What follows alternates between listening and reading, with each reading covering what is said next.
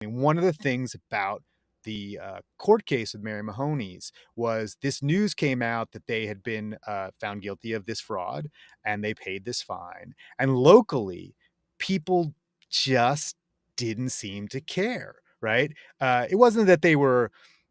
they weren't happy that the seafood that they were getting at Mary Mahoney's, the red snapper or whatever, or the shrimp was from somewhere else, but they reacted to it more like it was something that it was being done to Mary Mahoney's than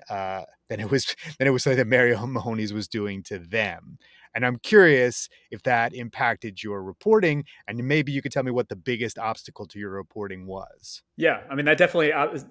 shaped the reporting. It shaped the story I wanted to tell because like the stories I was hearing from people in town was like after the Mary Mahoney's had been raided back in 2019, and sort of there was this show of support immediately afterwards where they were booked out for reservations immediately, and then 5 years later, when sort of the full details came out, still there was sort of this wave of support on Facebook, and that made me really curious. It was actually interesting and useful to be able to talk with you, Ted, about what Biloxi used to be like, because I had first visited in 2018, and so I had seen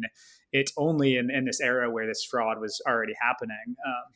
And part of what I was curious about was this town that calls itself the seafood capital of the world. How do we get to this place that you've got consumers that are saying, it's kind of shrugging in the face of seafood fraud and saying, we care more about this restaurant.